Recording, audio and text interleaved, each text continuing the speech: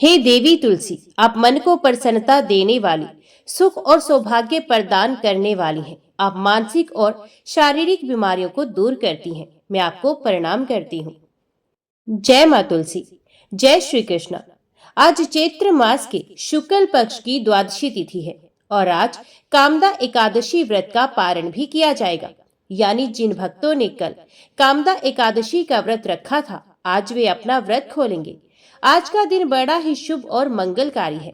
एकादशी के व्रत के पारण के दिन तुलसी माता, लक्ष्मी माता और एकादशी माता की कथाओं को सुनने से ही व्रत पूर्ण माना जाता है और भक्तों की समस्त मनोकामनाएं पूर्ण हो जाती हैं। तो जिन लोगों ने व्रत नहीं भी रखा है, उन्हें भी द्वादशी के दिन तुलसी माता की कथाओं को सुनने से धन संपत्ति और अनंत शुभ फलों की प्राप्ति होती है। तो आइए भगवान श्री लक्ष्मी नारायण जी के चरणों का ध्यान करते हुए इन कथाओं को सुनते हैं। तो बोलिए श्री राधा कृष्ण भगवान की जय, तुलसी महारानी की जय। तुलसी माता को हरि प्रिया भी कहा जाता है। जितना भगवान श्री हरि विष्णु सोने चांदी, हीरे मोती और रत्नों से प्रसन्न नहीं होते, उतना सिर्फ तुलसी दल से प्रसन्न हो जाते हैं। सच्चे श्रद्धा भाव से तुलसी दल भगवान श्री विष्णु को अर्पित करने से मनुष्य के सभी संकट कट जाते हैं और मनोकामनाओं की पूर्ति होती है।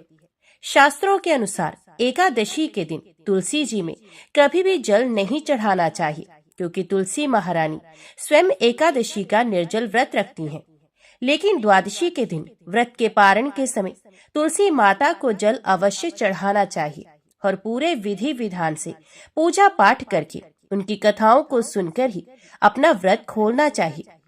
एक बुढ़िया माई तुलसी जी को सींचती थी और कहती थी कि हे तुलसी माता, सत की दाता, मैं तेरा बिरला सींचती हूँ, मुझे बहू दे, पीताम्बर की धोती दे, मीठा मीठा घास दे, वैकुंठा में वास दे, चटक की चाल दे, पटक की मौत दे, चंदन का हार दे, रानी सा काज दे, दाल भात का भोजन दे, ग्यारस की मौत दे, कृष्ण जी का कंधा दे। तब तुलसी माता ये सुनकर सूखने लगी। तो भगवान ने पूछा कि हे तुलसी, तुम क्यों सूख रही हो? तो तुलसी माता ने कहा कि एक बुढ़िया रोज आती है और यही बात कहकर जाती है। मैं सब बात तो पूरा कर सकती हूँ, लेकिन भगवान कृष्ण का कंधा कहाँ से लाऊंगी? तो भगवान बोले, जब वे मरेगी तो मैं अपना कंधा खुद दे दूंगा। तू बुढ़िया माई से कह देना। जब बुढ़िया माई मर गई, सब लोग आ गए। जब माई को ले जाने लगे तो वे किसी से नहीं उठी। तो भगवान श्री कृष्ण एक 12 वर्ष के बालक का रूप धारण करके आए और बालक ने कहा, मैं कान में एक बात कहूंगा तो बुढ़िया माई उठ जाएगी। बालक ने बुढ़िया माई के कान में कहा। बुढ़िया माई मन की निकाल ले, पीताम्बर की धोती ले, मीठा मीठा घास ले, वैकुंठा में वास ले, चटक की चाल ले, पटक की मौत ले, कृष्ण जी का कंधा ले। ये सुनकर बुढ़िया माई हल्की हो गई। तो भगवान श्री कृष्ण ने उन्हें कंधा दिया और बुढ़िया माई को मुक्ति मिल गई। हे तुलसी माता, जैसे बुढ़िया माई को मुक्ति दी, वैसे ही सबको देना। तो सब प्रेम से बोलिए, श्री तुलसी महारानी की जय, भगवान श्री कृष्ण की जय। अब आइए सुनते हैं तुलसी माता की दूसरी कथा। शिव पुराण के अनुसार पौराणिक समय में दैत्यों का राजा दंभ हुआ करता था। वे बहुत बड़ा विष्णु भक्त था। कई सालों तक उसके यहाँ संतान ना होने के कारण उसने शुक्राचार्य को अपना गुरु बनाकर उनसे श्री कृष्ण मंत्र प्राप्त किया था। यह मंत्र प्राप्त करके उसने पुष्कर सरोवर में घोर तपस्या की। भगवान विष्णु उसकी तपस्या से प्रसन्न हुए और उसे संतान प्राप्ति का वरदान दे दिया। भगवान श्री विष्णु के वरदान से राजा दंभ के यहाँ एक पुत्र ने जन्म लिया। इस पुत्र का नाम शंखचूड़ रखा गया। बड़ा होकर शंखचूड़ ने ब्रह्मा जी को प्रसन्न करने के लिए पुष्कर में घोर तपस्या की। तपस्या से प्रसन्न होकर ब्रह्मा जी ने उसे वरदान मांगने को कहा। तब शंखचूड़ ने वरदान मांगा कि वे हमेशा अजर अमर रहे, वे कोई भी देवता उसे मार ना पाए। ब्रह्मा जी ने उसे ये वरदान दे दिया और कहा कि वे बद्री वन में जाकर धर्मध्वज की पुत्री तुलसी, जो कि तपस्या कर रही है, उससे विवाह कर ले। शंखचूड़ ने वैसा ही किया और तुलसी के साथ विवाह के बाद सुखपूर्वक रहने लगा। उसने अपने बल से देवताओं, असुरों, दानवों, राक्षसों, गंधर्वों, नागों, किन्नरों, मनुष्यों तथा त्रिलोकी के सभी प्राणियों पर विजय प्राप्त कर ली। वे भगवान श्री कृष्ण का परम भक्त था।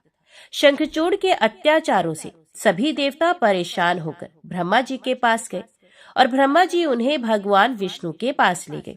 भगवान विष्णु ने कहा कि शंखचूड़ की मृत्यु भगवान शिव के त्रिशूल से ही होगी, अतः आप उनके पास जाएं। भगवान से उन्हें चित्ररथ नामक गण को अपना दूत बनाकर शंखचूड़ के पास भेजा। चित्ररथ ने शंखचूड़ को समझाया कि वे देवताओं को उनका राज्य लौटा दे, परंतु शंखचूड़ ने मना कर दिया और कहा कि वे महेश्वर से युद्ध करना चाहता है। भगवान शिव को जब ये बात पता चली तो वे युद्ध के लिए अपनी सेना लेकर निकल पड़े और दानवों में घमासान युद्ध हुआ, परंतु ब्रह्मा जी के वरदान के कारण शंखचूड़ को देवता नहीं हरा पाए। भगवान शिव ने शंखचूड़ का वध करने के लिए जैसे ही अपना त्रिशूल उठाया, तभी आकाशवाणी हुई कि जब तक शंखचूड़ के हाथ में श्रीहरि का कवच है और उसकी पत्नी का अस्तित्व अखंडित है, तब तक इसका वध असंभव है। आकाशवाणी को सुनकर भगवान विष्णु वृद्ध ब्राह्मण का रूप धारण कर शंखचूड़ के पास गए और उससे श्रीहरि कवच दान में मांग लिया। शंखचूड़ ने वे कवच बिना किसी संकोच के दान कर दिया। शंखचूड़ का रूप बनाकर तुलसी के पास गए। शंखचूड़ रूपी भगवान विष्णु ने तुलसी के महल के द्वार पर जाकर अपनी विजय होने की सूचना दी। ये सुनकर तुलसी बहुत प्रसन्न हुई और पति रूप में आए भगवान का पूजन किया। ऐसा करते ही तुलसी का अस्तित्व तो खंडित हो गया और भगवान शिव ने युद्ध में अपने त्रिशूल से शंखचूड़ का वध कर दिया। तब तुलसी को जब पता चला कि वे उनके पति नहीं हैं, बल्कि वे तो भगवान विष्णु हैं, तो क्रोध में आकर तुलसी जी ने कहा कि आपने छल पूर्वक मेरा धर्म भ्रष्ट किया है और मेरे पति को मार डाला है, अतः मैं आपको श्राप देती हूँ कि आप पाषाण हो जाएं और धरती पर रहें। तब भगवान विष्णु ने कहा कि देवी, तुम मेरे लिए भारतवर्ष में रहकर बहुत दिनों तक तपस्या कर चुकी हो। तुम्हारा ये शरीर नदी रूप में बदलकर गंडकी नामक नदी के रूप में प्रस्तुत होगा। तुम पुष्पों में श्रेष्ठ तुलसी का वृक्ष बन जाओगी और सदा मेरे साथ रहोगी। तुम्हारे श्राप को सत्य करने के लिए मैं पाषाण शालिग्राम बनकर रहूंगा। गंडकी नदी के तट पर मेरा वास होगा। तो सब प्रेम से बोलो, भगवान विष्णु और तुलसी माता की जय। आइए अब सुनते हैं गरीब ब्राह्मण और तुलसी माता की कहानी। एक नगर में एक गरीब ब्राह्मण अपनी पत्नी के साथ रहता था। वे भिक्षा मांगकर अपना सारा जीवन गुजारता था और भगवान की पूजा में लगा रहता था। वे उतनी ही भिक्षा मांगता जिससे उसके और उसके परिवार का पेट भर सके। उस नगर का राजा बहुत धनवान और ब्राह्मणों का आदर करने वाला था। राजा किसी भी ब्राह्मण को अपने महल से खाली हाथ नहीं जाने देता था। दूर दूर से ब्राह्मण राजा के पास आते और उनसे मुंह मांगा दान लेकर आशीर्वाद देते हुए चले जाते। एक दिन ब्राह्मण की पत्नी ने ब्राह्मण से कहा कि दूर दूर के ब्राह्मण राजा से मन चाहा दान लेकर चले जाते हैं और तुम यहाँ के यहाँ एक दिन भी राजा के पास नहीं गए। जन्म भर कंगाली कहाँ तक झेले। आज तुम जाओ और राजा से कुछ मांग कर लाओ। ब्राह्मण ने अपनी पत्नी को समझाते हुए कहा कि तू तो बावरी है, हमें धन की क्या आवश्यकता, हमें इतना तो मिल ही जाता है जिससे हम अपना पेट भर सके और राजा का धन अच्छा नहीं होता, वे हमें नहीं लेना चाहिए। ब्राह्मण की पत्नी जिद पर अड़ गई और बोली, मैं तुम्हारी एक भी बात नहीं सुनने वाली हूँ। कब तक हम कंगाली में जीते रहेंगे? तुम तो रोज माला लेकर बैठ जाते हो। अपने बच्चों को क्या खिलाएं, क्या पहनाएं? जब दूसरे बच्चों को अपने बच्चे देखते हैं पहनते, ओढ़ते और खाते पीते, तो उनका मन भी ललचा जाता है। आज तुम राजा के पास जाओ। राजा बहुत भला व्यक्ति है, वो हमें जरूर मुंह मांगा दान देगा। मजबूर होकर ब्राह्मण राजा के महल की ओर चल दिया, पर राजा उस समय महल में नहीं था।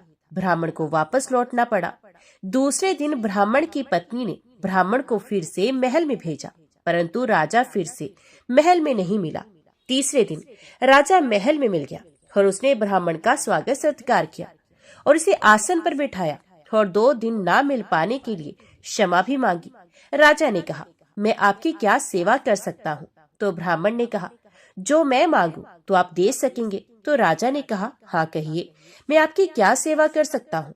ब्राह्मण ने निवेदन किया, महाराज मैं कुछ और नहीं चाहता, बस आप मुझे अपने पसीने की कमाई से 4 पैसे दान में दे दीजिए। ब्राह्मण की बात सुनकर राजा चौंक गया और सोचने लगा, खजाने में बहुत सारा धन पड़ा है, पर मेरी मेहनत की एक भी कौड़ी नहीं। राजा ने ब्राह्मण से कहा, आप मुझे 1 दिन का समय दे दें, मैं कल आपको आपका मुंह मांगा दान अवश्य दूंगा। ब्राह्मण को जब खाली हाथ देखा तो पत्नी बोली, क्या हुआ, राजा ने कुछ नहीं दिया। तो ब्राह्मण ने बोला, राजा ने कल देने के लिए कहा है।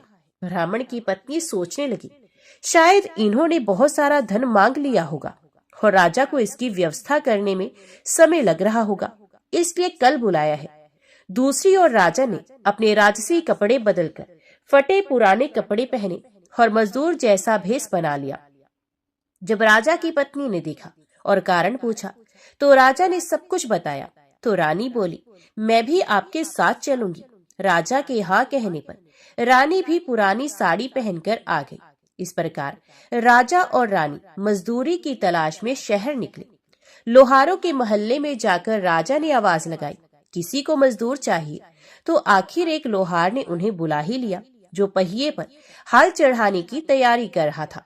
उसने राजा से कहा, देखो तुम्हें पहले खलाद ढोकनी पड़ेगी और जब आग आ जाए तो उसके बाद घन पीटना होगा। फिर रानी की ओर देखकर कहा कि तुम्हें कुएं में से पानी लेकर हौदी भरनी होगी और कोयले वाले घर से कोयला लेकर भट्टी में डालना होगा। तुम दोनों को दिन भर में 2-2 आने मिलेंगे। अगर काम पसंद हो तो बोलो, नहीं तो अपना रास्ता नापो। राजा रानी लोहार के बताए काम को करने लगे। राजा खला ढोकने लगा, पर उसे काम ठीक से नहीं हो पा रहा था।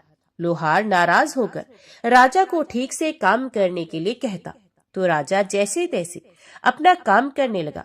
रानी भी कुएं से पानी भरकर लाने लगी। रानी के हाथों में फफोले हो गए।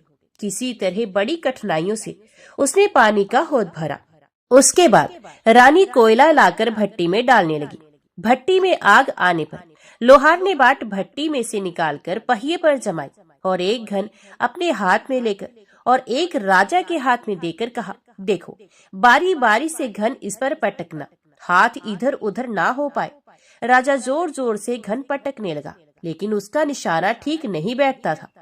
कभी घन हाल पर गिरता तो कभी पहिए पर। मजदूरों का ये हाल देखकर लोहारन बड़बड़ाती हुई आई और लोहार से कहने लगी, तुमने कहाँ से ये नव सीखिए मजदूर काम पर लगाए हैं? इनसे काम नहीं होगा, ये मजदूर तुम्हारा सब काम बिगाड़ देंगे। राजा रानी उन दोनों की फटकार सुनते सुनते अपना काम मन लगाकर करते रहे।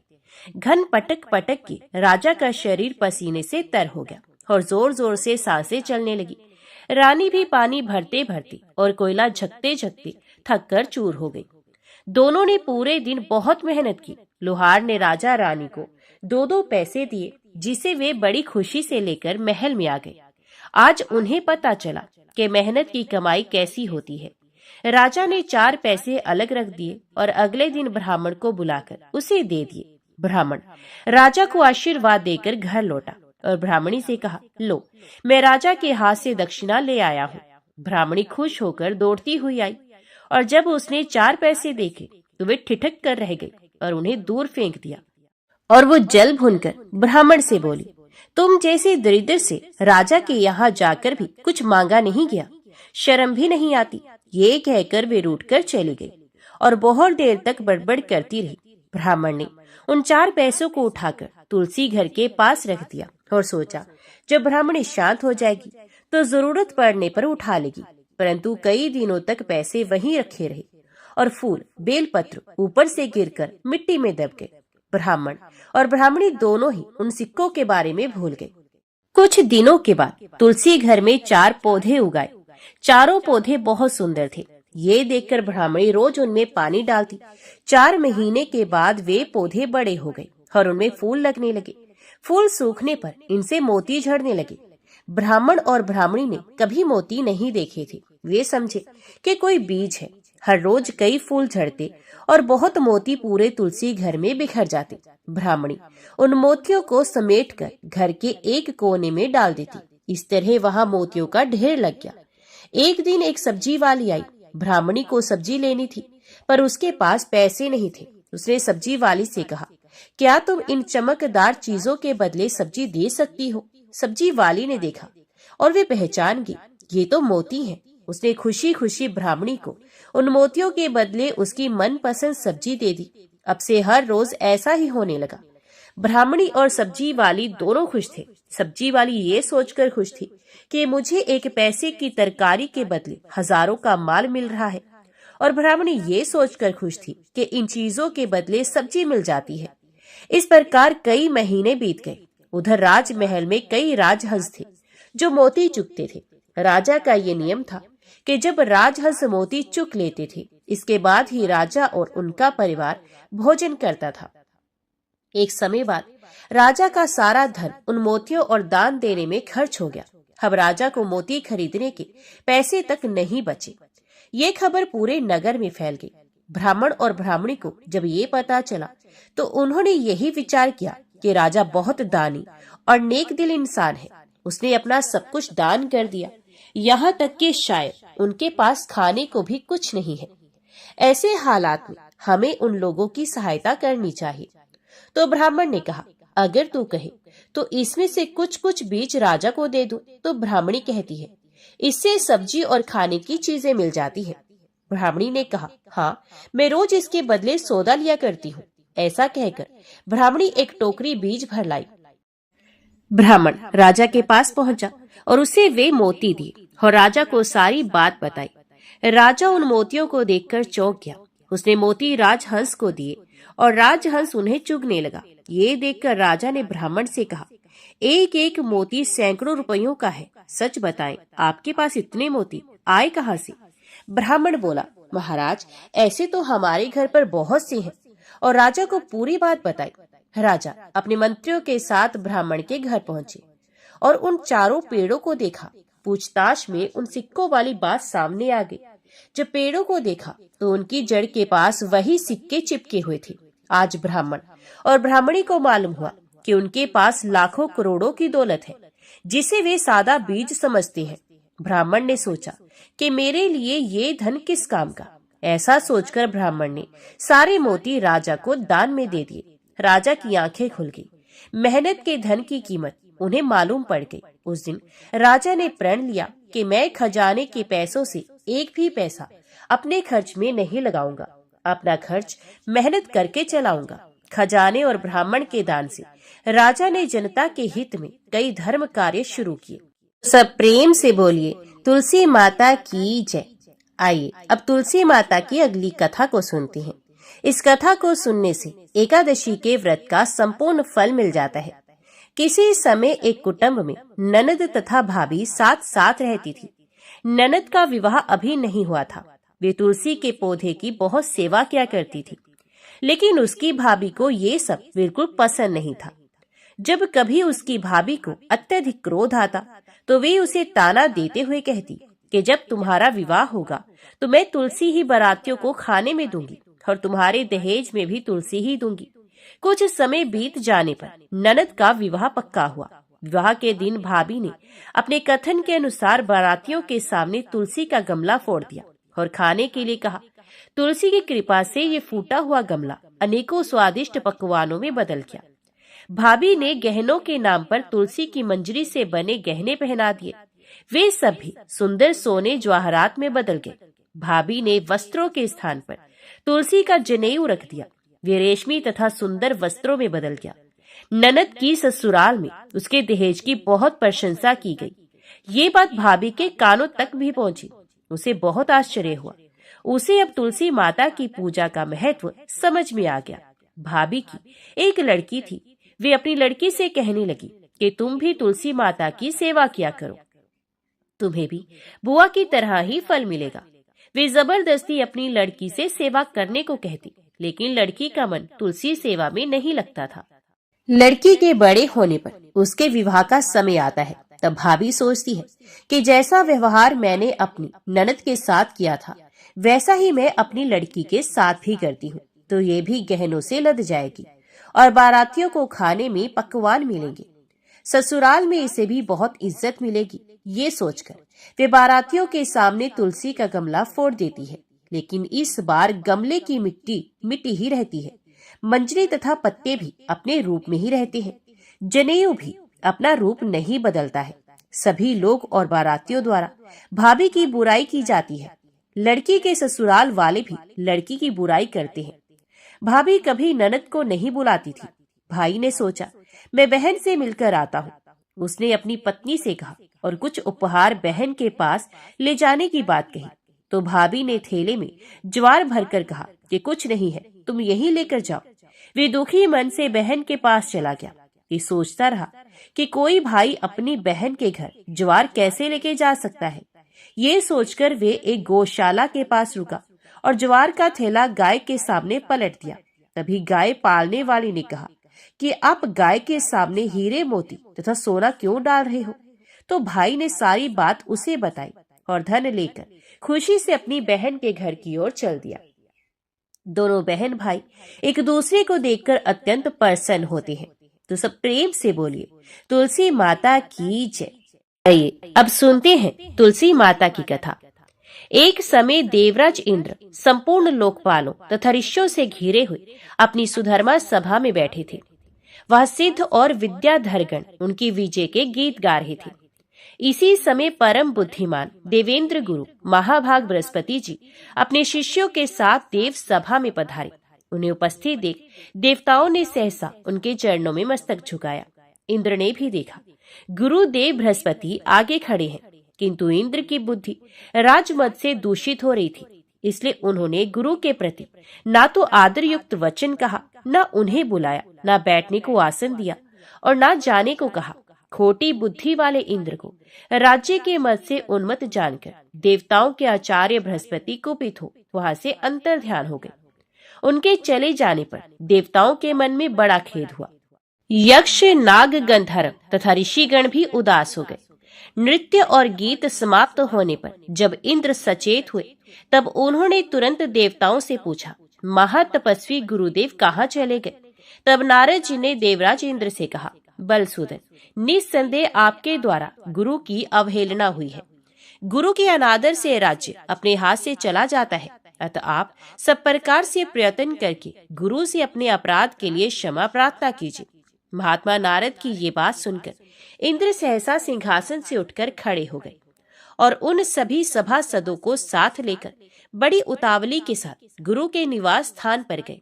इस समय इंद्र अपने कर्तव्य के प्रति सजग हो चुके थे। वह गुरुपत्नी तारा को देखकर उन्होंने प्रणाम किया और पूछा, देवी, महातपस्वी गुरुजी कहाँ गए हैं। तारा ने इंद्र की ओर देखकर उत्तर दिया, मैं नहीं जानती। तब वे चिंतामग्न होकर अपने घर लौट आए। इसी समय स्वर्ग में अनेक अद्भुत अनिष्ट सूचक अपशगुन होने लगे, जो संपूर्ण स्वर्गवासियों को तथा दुरात्मा इंद्र को भी दुख प्राप्ति की सूचना देने वाले थे। इंद्र की वह करतूत पाताल निवासी राजा बलि ने भी सुनी। फिर तो वे दैत्यों की बहुत बड़ी सेना साथ लेकर पाताल से अमरावतीपुरी पर चढ़ आए। उस समय देवताओं का दानवों के साथ बड़ा भयंकर युद्ध हुआ। उसमें दैत्यों ने देवताओं को परास्त कर दिया। एक ही क्षण में दूषित हृदय वाले अविवेकी इंद्र का 7 अंगों से संपूर्ण राज्य दैत्यों ने अपने अधिकार में कर लिया। विजयी दैत्य शीघ्र पाताल को चले गए।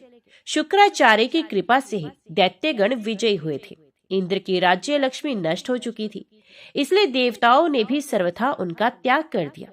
श्रीहीन इंद्र स्वर्गलोक से अन्यत्र चले गए। कमल के समान कमनीय नेत्रों वाली इंद्र पत्नी शची भी दूसरों की दृष्टि से छिपकर रहने लगी। एरावत नामक महान गजराज तथा उच्च श्रवा अश्व आदि जो बहुत से रत्न थे, उन्हें दुष्ट दैत्यों ने लोभवश स्वर्गलोक से पाताल में पहुंचा दिया। परंतु वे रत्न पुण्य आत्मा पुरुषों के ही उपभोग में आने वाले थे। अतः दैत्यों के अधिकार में न रहकर समुद्र में कूद पड़े। उस समय राजा बलि ने आश्चर्यचकित होकर अपने गुरु शुक्राचार्य से कहा, भगवान, हम देवताओं को जीतकर बहुत से रत्न यहाँ लाए थे, किंतु वे सभी समुद्र में जा पड़े।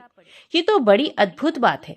राजा बलि की ये बात सुनकर शुक्राचार्य ने उत्तर दिया, राजन, 100 अश्वमेध यज्ञों की दीक्षा लेकर उन्हें पूर्ण करने पर ही तुम्हारा देवताओं के राज्य पर अधिकार होगा। इसमें तनिक भी संदेह नहीं। जो 100 अश्वमेध यज्ञों का अनुष्ठान कर लेता है वही स्वर्गलोक के राज्य को भोगने का अधिकारी होता है। अश्वमेध यज्ञ किए बिना स्वर्ग की कोई भी वस्तु उपभोग में नहीं लाई जा सकती। गुरु का ये वचन सुनकर राजा बलि उस समय चुप हो गए और दानवों के साथ उचित कार्यों में लग गए। इंद्र बड़ी शोचनीय दशा को प्राप्त हो गए थे। वे ब्रह्मा जी के पास गए और स्वर्ग के राज्य पर जो भय आदि प्राप्त हुआ था वे सब समाचार उन्हें कह सुनाया। इंद्र की बात सुनकर ब्रह्मा जी ने उनसे कहा, सब देवताओं को एकत्रित करके हम सब लोग तुम्हारे साथ सर्वेश्वर भगवान विष्णु की आराधना करने के लिए चलते हैं। ऐसा ही हो। ये सलाह करके इंद्र आदि संपूर्ण लोकपाल ब्रह्मा जी को आगे रखकर क्षीर समुद्र के तट पर गए। वहां उन सब ने परस्पर विचार करके भगवान विष्णु की स्तुति आरंभ की। ब्रह्मा जी बोले, देव देव जगन्नाथ, देवता और दैत्य दोनों आपके चरणों में मस्तक झुकाते हैं। आपकी कीर्ति परम पवित्र है। आप अविनाशी और अनंत हैं। परमात्मा, आपको नमस्कार है। रमापति, आप यज्ञ हैं, यज्ञ रूप हैं तथा यज्ञांग हैं। अतः आज कृपा करके देवताओं को वरदान दीजिए। भगवान, गुरु की अवहेलना करने के कारण इंद्र इस समय ऋषियों सहित स्वर्ग के राज्य से भ्रष्ट हो चुके हैं, इसलिए इनका उद्धार कीजिए। श्री भगवान बोले, देवगण, गुरु की अवहेलना करने से सारा अभ्युदय नष्ट हो जाता है। जो पापी हैं, अधर्म में तत्पर हैं तथा केवल विषयों में ही रचे पचे रहते हैं और जिनके द्वारा अपने माता पिता की निंदा होती रहती है, वे निस्संदेह बड़े भाग्यहीन हैं। ब्राह्मण, इस इंद्र ने जो अन्याय किया है उसका फल इसे तत्काल प्राप्त हो गया। केवल इंद्र के ही कर्म से संपूर्ण देवताओं पर संकट आया है। जब किसी भी पुरुष के लिए विपरीत काल उपस्थित हो जाए तब उसे दूसरों का सहयोग प्राप्त करने की चेष्टा करनी चाहिए। बुद्धिमान पुरुष अपने संपूर्ण मनोरथों की सिद्धि के लिए अन्य प्राणियों के साथ मैत्री करते हैं। अतः इंद्र, तुम मेरी बात मानो। इस समय अपना काम बनाने के लिए तुम्हें दैत्यों के साथ मेल जोल कर लेना चाहिए। भगवान विष्णु के इस प्रकार आज्ञा देने पर परम बुद्धिमान इंद्र अमरावती को छोड़कर देवताओं के साथ सुतल लोक में गए। इंद्र आए हैं ये सुनकर राजा इंद्रसेन रोष में भर गए। उन्होंने अपनी सेना के साथ जाकर इंद्र को मार डालने का विचार किया। उस समय देवऋषि नारद ने बलवानों में श्रेष्ठ राजा बलि और दैत्यों को ऊंच नीच समझाकर उन्हें इंद्र के वध से रोका। देवऋषि के ही कहने से राजा बलि ने इंद्र के प्रति अपना रोष त्याग दिया। इतने में ही इंद्र भी अपनी सेना के साथ आ पहुंचे। राजा बलि ने देखा लोकपालों से घिरे हुए इंद्र श्रीहीन हो गए हैं। अब उनमें प्रभुता का मद नहीं रहा है, उनका तेज चला गया और अब वे ईर्ष्या तथा अहंकार से रहित हो गए हैं। उन्हें इस अवस्था में देखकर राजा बलि के मन में बड़ी दया आई। वे बड़ी उतावली के साथ हंसते हुए से बोले, देवराज इंद्र, आप इस सूतल लोक में कैसे पधारे? यहाँ आने का कारण बताइए। बलि की ये बात सुनकर इंद्र मुस्कुराते हुए बोले, भैया, हम सब देवता क्रोध के अधीन हो रहे हैं। आप सब लोगों की भी यही दशा है। जैसे हम हैं वैसे ही आप लोग भी हैं। अतः हमारा ये कलह निरर्थक है। भाग्यवश आपने मेरा संपूर्ण राज्य एक क्षण में ही ले लिया तथा बहुत से रत्न भी स्वर्ग से यहाँ उठा ले, परंतु ये सभी रत्न तत्काल ही जहाँ के थे वहीं चले गए। अतः विद्वान पुरुष को एक दूसरे से मिलकर कर्तव्य के विषय में विचार करना चाहिए। विचार करने से ज्ञान होता है और ज्ञान होने पर संकट से छुटकारा अवश्य मिल जाएगा। इस समय तो मैं संपूर्ण देवताओं के साथ आपके समीप त्राण पाने के लिए आया हूँ। इंद्र की बात समाप्त होने पर देवऋषि नारद ने राजा बलि को समझाते हुए कहा, दैत्यराज, शरण में आए हुए प्राणी की रक्षा करना महापुरुषों का धर्म है। जो लोग ब्राह्मण, रोगी, वृद्ध तथा शरणागत की रक्षा नहीं करते वे ब्रह्म हत्यारे हैं। इंद्र इस समय शरणागत शब्द से अपना परिचय देते हुए तुम्हारे समीप आए हैं। अतः इनका भलीभांति रक्षण करना और पोषण करना तुम्हारा परम कर्तव्य है। इसमें तनिक भी संदेह की बात नहीं। देवऋषि नारद के यूं कहने पर कर्तव्य और अकर्तव्य के ज्ञान में कुशल दैत्यराज बलि ने स्वयं भी अपनी बुद्धि से विचार किया। तदंतर लोकपालों और देवताओं सहित इंद्र का बड़े सम्मान के साथ स्वागत सत्कार किया तथा उनके मन में विश्वास उत्पन्न करने के लिए अनेक प्रकार की सच्ची शक्ति भी खाई। इंद्र ने भी राजा बलि को विश्वास दिलाने वाली शक्ति खाई। देवराज इंद्र स्वार्थ साधन में तत्पर रहते हैं और अर्थशास्त्र में ही उनकी विशेष प्रवृत्ति है। उन्होंने शब्द खाकर राजा बलि के साथ सुतल लोक में ही निवास किया। वहां रहते हुए उन्हें अनेक वर्ष व्यतीत हो गए। एक दिन बलि की सभा में बैठे हुए नीति निपुण देवराज इंद्र ने बलि को संबोधित करके हंसते हुए कहा, वीरवर, हमारे हाथी घोड़े आदि नाना प्रकार के बहुत से रत्न जो इस समय तुम्हें प्राप्त होने योग्य है, तत्काल ही समुद्र में गिर गए हैं। अतः हम लोगों को समुद्र से उन रत्नों का उद्धार करने के लिए बहुत शीघ्र प्रयत्न करना चाहिए। तुम्हारे कार्य की सिद्धि के लिए समुद्र का मंथन करना उचित है। इंद्र के इस प्रकार प्रेरणा देने पर बलि ने शीघ्रता पूर्वक पूछा, ये समुद्र मंथन किस उपाय से संभव होगा? इसी समय मेघ के समान गंभीर स्वर में आकाशवाणी हुई, देवताओं और दैत्यों, तुम क्षीर समुद्र का मंथन करो। इस कार्य में तुम्हारे बल की वृद्धि होगी, इसमें तनिक भी संदेह नहीं। मंदराचल को मथानी और वासुकी नाग को रस्सी बनाओ, फिर देवता और दैत्य मिलकर मंथन आरंभ करो। यह आकाशवाणी सुनकर सहस्रों दैत्य और देवता समुद्र मंथन के लिए उदित हो स्वर्ण के सदृश कांतिमान मंदराचल के समीप गए। वह पर्वत सीधा, गोलाकार, बहुत मोटा और अत्यंत प्रकाशमान था। अनेक प्रकार के रत्न उसकी शोभा बढ़ा रहे थे। चंदन, पारिजात, नागकेसर, जयफल और चंपा आदि भांति भांति के वृक्षों से वे हरा भरा दिखाई देता था। उस महान पर्वत को देखकर संपूर्ण देवताओं ने हाथ जोड़कर कहा, दूसरों का उपकार करने वाले महाशैल मंदराचल, हम सब देवता तुमसे कुछ निवेदन करने के लिए यहाँ आए हैं, उसे तुम सुनो। उनके योग कहने पर मंदराचल ने देहधारी पुरुष के रूप में प्रकट होकर कहा, देवगण, आप सब लोग मेरे पास किस कार्य से आए हैं, उसे बताइए। तब इंद्र ने मधुर वाणी में कहा, मंदराचल, तुम हमारे साथ रहकर एक कार्य में सहायक बनो। हम समुद्र को मत कर उसे अमृत निकालना चाहते हैं। इस कार्य के लिए तुम मथानी बन जाओ। मंदराचल ने बहुत अच्छा कहकर उनकी आज्ञा स्वीकार की और देव कार्य की सिद्धि के लिए देवताओं, दैत्यों तथा विशेषत इंद्र से कहा, पुण्यात्मा देवराज, आपने अपने वज्र से मेरे दोनों पंख काट डाले हैं, फिर आप लोगों के कार्य की सिद्धि के लिए वहां तक मैं कैसे चल सकता हूँ? तब संपूर्ण देवताओं और दैत्यों ने उस अनुपम पर्वत को क्षीर समुद्र तक ले जाने की इच्छा से उखाड़ लिया, परंतु वे उसे धारण करने में समर्थ ना हो सके। वे महान पर्वत उसी समय देवताओं और दैत्यों के ऊपर गिर पड़ा। कई कुचले गए, कई मारे गए, कई मूर्छित हो गए, कई एक दूसरे को कोसने और चिल्लाने लगे तथा कुछ लोगों ने बड़े क्लेश का अनुभव किया। इस प्रकार उनका उद्यम और उत्साह भंग हो गया। वे देवता और दानव सचेत होने पर जगदीश्वर भगवान विष्णु की स्तुति करने लगे। शरणागत वत्सल महाविष्णु, हमारी रक्षा कीजिए, रक्षा कीजिए। आपने ही इस संपूर्ण चराचर जगत को व्याप्त कर रखा है। उस समय देवताओं का कार्य सिद्ध करने के लिए गरुड़ के पीठ पर बैठे हुए भगवान विष्णु सहसा वहां प्रकट हो गए।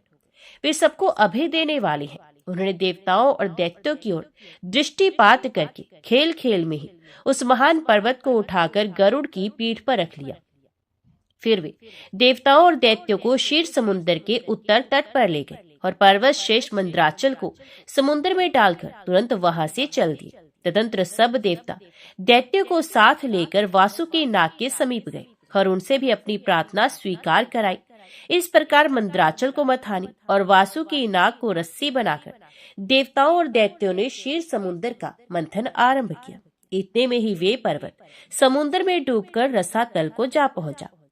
तब लक्ष्मीपति भगवान विष्णु ने कच्छप रूप धारण करके तत्काल ही मंदराचल को ऊपर उठा दिया। उस समय वह एक अद्भुत घटना हुई। फिर जब देवता और दैत्यों ने मथानी को घुमाना आरंभ किया, तब वे पर्वत बिना गुरु के ज्ञान की भांति कोई सुदृढ़ आधार ना होने के कारण इधर उधर दौड़ने लगा। ये देखकर परमात्मा भगवान विष्णु स्वयं ही मंदराचल के आधार बन गए और उन्होंने अपनी चारों भुजाओं से मथानी बने हुए उस पर्वत को भली भांति पकड़कर उसे सुखपूर्वक घुमाने योग्य बना दिया। तब अत्यंत बलवान देवता और दैत्य एकीभूत हो अधिक जोर लगाकर क्षीर समुद्र का मंथन करने लगे। कश्यप रूपधारी भगवान की पीठ जन्म से ही कठोर थी और उस पर घूमने वाला पर्वत श्रेष्ठ मंदराचल भी वज्रसार की भांति दृढ़ था। उन दोनों की रगड़ से समुद्र में बड़ वानर प्रकट हो गया। साथ ही हलाहल विष उत्पन्न हुआ। उस विष को सबसे पहले नारद जी ने देखा। तब अमित तेजस्वी देवऋषि ने देवताओं को पुकार कर कहा, अदिति कुमारों, अब तुम समुद्र का मंथन ना करो। इस समय संपूर्ण उपद्रवों का नाश करने वाले भगवान शिव की प्रार्थना करो। वे परात्पर हैं, परम आनंद स्वरूप हैं तथा योगी पुरुष भी उन्हीं का ध्यान करते हैं।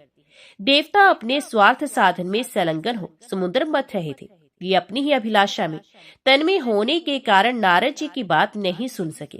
केवल उद्यम का भरोसा करके वे क्षीर सागर के मंथन में संलग्न थे। अधिक मंथन से जो हलाहल विष प्रकट हुआ वे तीनों लोगों को भस्म कर देने वाला था। ये प्रोढ़ विष देवताओं का प्राण लेने के लिए उनके समीप आ पहुंचा और ऊपर नीचे तथा संपूर्ण दिशाओं में फैल गया। समस्त प्राणियों को अपना ग्रास बनाने के लिए प्रकट हुए उस कालकूट विष को देखकर वे सब देवता और दैत्य हाथ में पकड़े हुए नागराज वासुकी को मंद्राचल पर्वत सहित वहीं छोड़कर भाग खड़े हुए। उस समय उस लोक संहारकारी कालकूट विष को भगवान शिव ने स्वयं अपना ग्रास बना लिया। उन्होंने उस विष को निर्मल कर दिया। इस प्रकार भगवान शंकर की बड़ी भारी कृपा होने से देवता, असुर, मनुष्य तथा संपूर्ण त्रिलोकी की उस समय कालकूट विष से रक्षा हुई। तदंतर भगवान विष्णु के समीप मंदराचल को मथानी और वासुकी नाग को रस्सी बनाकर देवताओं ने पुनः समुद्र मंथन आरंभ किया। तब समुद्र से देव कार्य की सिद्धि के लिए अमृतवी कलाओं से परिपूर्ण चंद्रदेव प्रकट हुए। संपूर्ण देवता, असुर और दानवों ने भगवान चंद्रमा को प्रणाम किया और गर्गाचार्य जी ने अपने अपने चंद्र बल की यथार्थ रूप से जिज्ञासा की। उस समय गर्गाचार्य जी ने देवताओं से कहा, इस समय तुम सब लोगों का बल ठीक है। तुम्हारे सभी उत्तम ग्रह केंद्र में हैं। चंद्रमा से गुरु का योग हुआ है। बुध, सूर्य, शुक्र, शनि और मंगल भी चंद्रमा से संयुक्त हुए हैं। इसलिए तुम्हारे कार्य की सिद्धि के निमित्त इस समय चंद्र बल बहुत उत्तम है। यह गोमंत नामक मुहूर्त है जो विजय प्रदान करने वाला है। महात्मा गर्ग जी के इस प्रकार आश्वासन देने पर महाबली देवता गर्जना करते हुए बड़े वेग से समुद्र मंथन करने लगे। मथे जाते हुए समुद्र के चारों ओर बड़े जोर की आवाज उठ रही थी। इस बार के मंथन से देवकार्यों की सिद्धि के लिए साक्षात कामधेनु प्रकट हुई।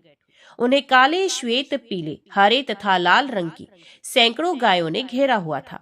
उस समय ऋषियों ने बड़े हर्ष में भरकर देवताओं और दैत्यों से कामधेनु के लिए याचना की और कहा, आप सब लोग मिलकर भिन्न भिन्न गोत्र वाले ब्राह्मणों को कामधेनु से इन संपूर्ण गौओं का दान अवश्य करें। ऋषियों के याचना करने पर देवताओं और दैत्यों ने भगवान शंकर की प्रसन्नता के लिए वे सब गौएं दान कर दी तथा यज्ञ कर्मों में भली भांति मन को लगाने वाले उन परम मंगल में महात्मा ऋषियों ने उन गौओं का दान स्वीकार किया। तत्पश्चात सब लोग बड़े जोश में आकर क्षीर सागर को मथने लगे। तब समुद्र से कल्प वृक्ष, पारिजात, चूत और संतान ये 4 दिव्य वृक्ष प्रकट हुए। उन सबको एकत्रित रखकर देवताओं ने उन्हें बड़े वेग से समुद्र मंथन आरंभ किया। इस बार के मंथन से रत्नों में सबसे उत्तम रत्न कौस्तुभ प्रकट हुआ, जो सूर्य मंडल के समान परम कांतिमान था। वे अपने प्रकाश से तीनों लोगों को प्रकाशित कर रहा था। देवताओं ने चिंतामणि को आगे रखकर कौस्तुभ का दर्शन किया और उसे भगवान विष्णु की सेवा में भेंट कर दिया। तदंतर चिंतामणि को मध्य में रखकर देवताओं और दैत्यों ने पुनः समुद्र को मथना आरंभ किया। वे सभी बल में बड़े चढ़े थे और बार बार गर्जना कर रहे थे। अब की बार उस मथे जाते हुए समुद्र से उच्च श्रवा नामक अश्व प्रकट हुआ। वे समस्त अश्व जाति में एक अद्भुत रतन था। उसके बाद गज जाति में रतन भूष ऐरावत प्रकट हुआ। उसके साथ श्वेत वर्ण के 64 हाथी और थे। ऐरावत के 4 दांत बाहर निकले हुए थे और मस्तक से मद की धारा बह रही थी। इन सबको भी मध्य में स्थापित करके वे सब पुण्य समुद्र मथने लगे। उस समय उस समुद्र से मदिरा, भांग, काकड़ा सिंगी, लहसुन, गाजर, अत्यधिक उन्माद कारक धतूर तथा पुष्कर आदि बहुत सी वस्तुएं प्रकट हुई। इन सबको भी समुद्र के किनारे एक स्थान पर रख दिया गया। तत्पश्चात वे श्रेष्ठ देवता और दानव पुण्य पहले की ही भांति समुद्र मथने लगे। अब की बार समुद्र से संपूर्ण भुवनों की एकमात्र अधीश्वरी दिव्य रूपा देवी महालक्ष्मी प्रकट हुई, जिन्हें ब्रह्म वेत्ता पुरुष वेदांत विद्या कहते हैं। इन्हीं को दूसरे लोग मूल विद्या कहकर पुकारते हैं। कुछ सामर्थ्यशाली महात्मा इन्हीं को वाणी और ब्रह्म विद्या भी कहते हैं। कोई कोई इन्हीं को रिद्धि, सिद्धि, आज्ञा और आशा नाम देते हैं। कोई योगी पुरुष इन्हें वैष्णवी कहते हैं। सदा उद्यम में लगे रहने वाले माया की अनुयायी इन्हीं को माया के रूप में जानते हैं। जो अनेक प्रकार के सिद्धांतों को जानने वाले तथा ज्ञान शक्ति से संपन्न है, वे इन्हीं को भगवान की योग माया कहते हैं। देवताओं ने देखा, देवी महालक्ष्मी का रूप परम सुंदर है। उनके मनोहर मुख पर स्वाभाविक प्रसन्नता विराजमान है। हार और नुपुरों से उनके श्रीअंगों की बड़ी शोभा हो रही है। मस्तक पर छत्र तना हुआ है। दोनों ओर से चंवर डुल रहे हैं। जैसे माता अपने पुत्रों की ओर स्नेह और दुलार भरी दृष्टि से देखती है, उसी प्रकार सती महालक्ष्मी ने देवता, दानव, सिद्ध, चारण और नाग आदि संपूर्ण प्राणियों की ओर दृष्टिपात किया। माता महालक्ष्मी की कृपा दृष्टि पाकर संपूर्ण देवता उसी समय श्री संपन्न हो गए। वे तत्काल राज्य अधिकारी के शुभ लक्षणों से संपन्न दिखाई देने लगे। तदंतर देवी लक्ष्मी ने भगवान मुकुंद की ओर देखा। उनके श्रीअंग तमाल के समान श्याम वर्ण थे। कपोल और नासिका बड़ी सुंदर थी। वे परम मनोहर दिव्य शरीर से प्रकाशित हो रहे थे। उनके वक्षस्थल में श्रीवत्स का चिन्ह सुशोभित था। भगवान के एक हाथ में कोमोद की गदा शोभा पा रही थी। भगवान नारायण की उस दिव्य शोभा को देखते ही लक्ष्मी जी आश्चर्यचकित हो गई और हाथ में वनमाला ले सहसा हाथी से उतर पड़ी। ये माला श्री जी ने अपने ही हाथों से बनाई थी। उसके ऊपर भ्रमर मंडरा रहे थे। देवी ने वे सुंदर वनमाला परम पुरुष भगवान विष्णु के कंठ में पहना दी और स्वयं उनके वाम भाग में जाकर खड़ी हो गई। उन शोभाशाली दंपत्ति का वह दर्शन करके संपूर्ण देवता, दैत्य, सिद्ध, अप्सराएं, किन्नर तथा चारणगण परम आनंद को प्राप्त हुए। तो सब प्रेम से बोलो, लक्ष्मी नारायण भगवान की जय।